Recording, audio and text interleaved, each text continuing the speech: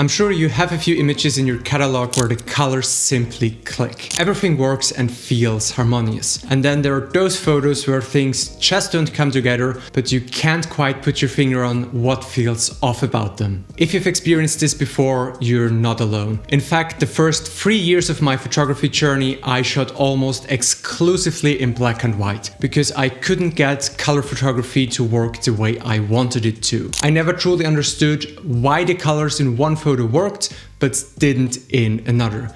It wasn't until the past few years that things finally fell into place and I learned a few crucial principles which I now want to share with you today. If you don't incorporate the right colors in the field, no amount of editing and slider adjustments in Lightroom will save an image. The first step is understanding how colors work together or which ones to deliberately exclude. And in my opinion, there are two main ways to achieve pleasing colors in an image. The first way is to look for analogous colors. These are colors that sit next to each other on the color wheel. Using analogous colors often results in minimalistic, calm and serene images. And the other way are complementary colors. These are colors opposite to each other on the color wheel. Pairings like yellow and blue or red and green work beautifully together and are true classics. Complementary colors add complexity to an image, creating dynamic and visually engaging scenes. So if you focus on one or two dominant colors in a scene, you're off to a good start for a good color photo. And of course, not everything in your frame needs to adhere strictly to your chosen color scheme. What's important is that the dominant colors stand out while elements that don't fit remain subtle and non-distracting. Including 3 or more dominant colors can work on rare occasions, but it is very easy to include too many different hues, which will make your photos appear busy and cluttered. On the other hand, even photos with intricate detail can succeed if the color scheme remains coherent. And natural tones like white, gray or black usually act as perfect buffers that don't add color complexity to your scene. Alright, so let's try putting this into practice. I think a very common mistake people make is that they don't include any dominant colors at all. And when all the colors in a scene are muted or low saturated, it becomes difficult to guide the viewer's attention. In such cases, consider converting the image to black and white to put even more emphasis on the shapes and contrasts instead. And this is actually the reason why I find it very hard to shoot color photography here in Vienna. Most buildings here range from gray to pale sand, making it challenging to immediately find compositions that work well in color. But a good starting point for places like this is to look for spots that have strong colors and work from there. Once you find a scene that has nice colors, you can start exploring the scene further and what compositions might work there. This will sometimes lead you to shoot completely random objects simply because the colors work well together. But I'd say that some of my best photos exist because I was primarily looking for good color theory first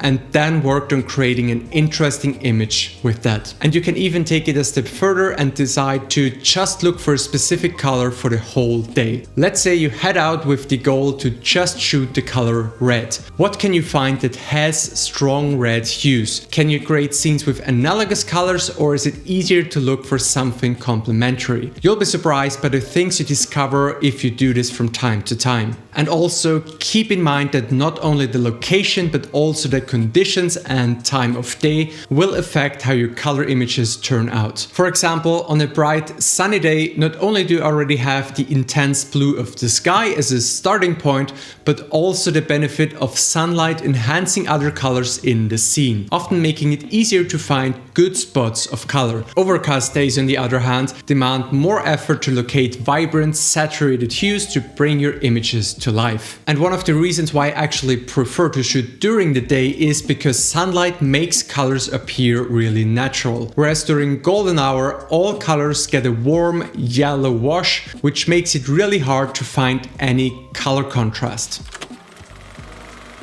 And as a final step for bringing your colors quite literally together, we need to talk about editing. While some purists believe that only unedited, straight out of camera images are true photography, I disagree. Most cameras don't offer enough control to fully implement a specific style. Editing is crucial for creating a cohesive look across your portfolio and dialing in hues exactly how you want them. That said, no amount of editing can fix a bad photo. You really need a solid starting point before you head over to Lightroom. And I won't go over my full editing process, but I'm going to show you 2 principles that have the biggest impact on getting good colors in your images. And for easier demonstration of the first aspect, I'm going to use a tool from the video editing world, the color warper. This is basically a color wheel with the spikes representing the saturation of each hue. And you can also easily push hues around by simply grabbing onto one of these points. And whether you're working with analogous or complementary colors,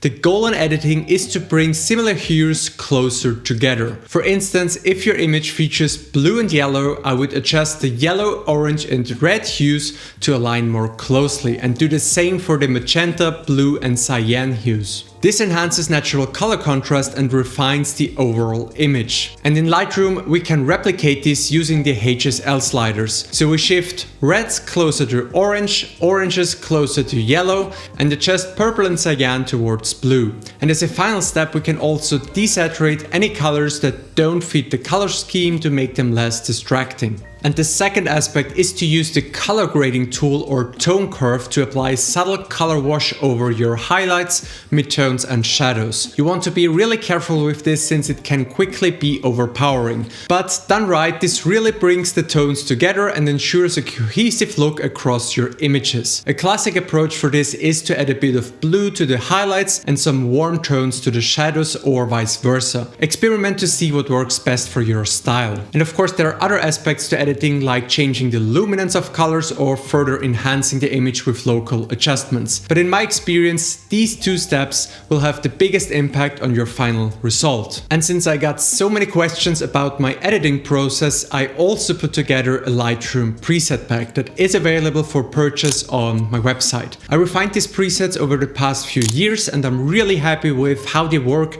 and how versatile they are. And of course, they also take the principles we just talked about into account. If you decide to buy them, you will also get access to an extra video that will walk you through how to use the presets for the best results. And because you made it this far into the video, I'm offering you a special 25% discount with this coupon code that I won't be sharing anywhere else. So I hope you've picked up some helpful tips for approaching color photography.